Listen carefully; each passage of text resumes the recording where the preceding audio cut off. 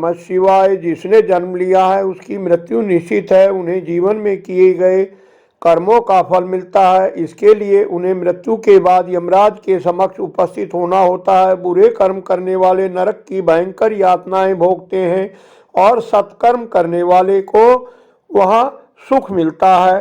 कौन से कैसे शुभ कर्म जिनसे हम सब यम यातनाओं से बचें, इस संबंध में महर्षि व्यास को सनत कुमार जी द्वारा दी गई शिव पुराण में वर्णित जानकारी आपके कल्याण के लिए प्रस्तुत है।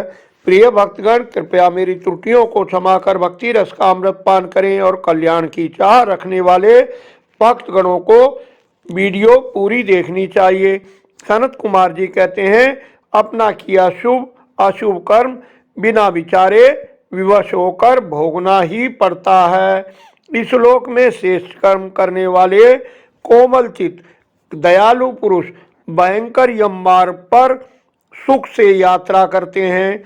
शेष ब्राह्मणों को जूता खड़ाऊ दान करने वाले घोड़े पर सवार हो बड़े सुख से यमलोक को जाते हैं। छत्र दान करने वाले उस मार्ग पर छाता लेकर चलते हैं। शैया आसन दान करने वाले यमलोक के मार्ग में विश्राम करते जाते हैं।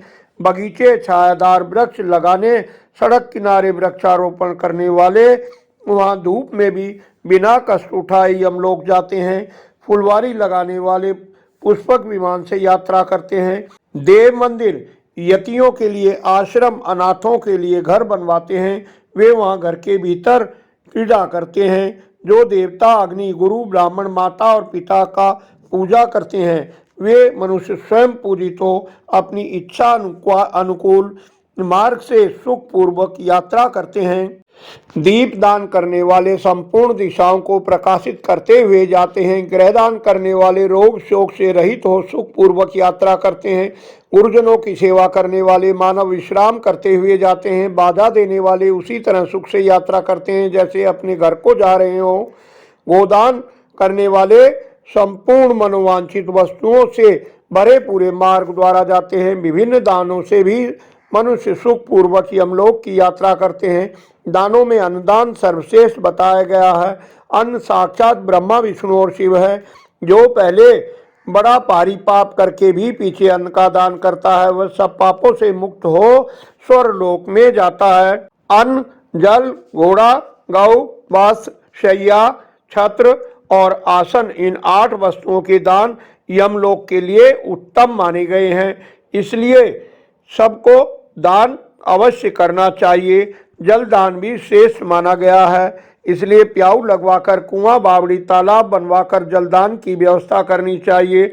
जिसके खुदवाए हुए जलाशय में गौ, ब्राह्मण तथा साधु पुरुष सदा पानी पीते हैं वह अपने सारे वंश का उद्धार कर देता है। वेद और पुराणों का अध्ययन करना भी महान पुण्य कारक है। भगवान शिव की कथा सुनने वाले संसार से तर जाते हैं। संपूर्ण दानों से, संपूर्ण यज्ञों से जो पुण्य होता है वही शिव पुराण सुनने से प्राप्त हो जाता है। कलयुग में पुराण सुनने से श्रेष्ठ कोई धर्म नहीं है। यज्ञ, दान, तप और तीर्थ सेवन से जो फल मिलता है उसी को मनुष्य पुराणों के सुनने से पा लेता है। तुला दान भी उत्तम माना गया है। जो अपना कल्याण चाहे उस मनुष्य को अपने शरीर से तोली गई वस्तु का दान करना चाहिए। इसलिए अपना कल्याण चाहने वाले बुद्धिमान मनुष्य को अपने बहुमूल्य जीवन का सदुपयोग सत्कर्मों में करना चाहिए जिससे ये दुर्लभ मानव देह पाना सार्थक हो सके। आशा है आपको वीडियो पसंद आई होगी। कृपया लाइक करें, अन्य शिव भक्तों से शेयर कर धर्म के भागी बने। कमेंट में अपने सुझाव देकर मार्गदर्शन करें। शास्त्र पुराणों की प्रामाणिक जानकारी पाने निरंतर जुड़े रहने के लिए चैनल को सब्सक्राइब कर लें। मेरा उत्साह बढ़ाएं। धन्यवाद। आपका कल्याण हो।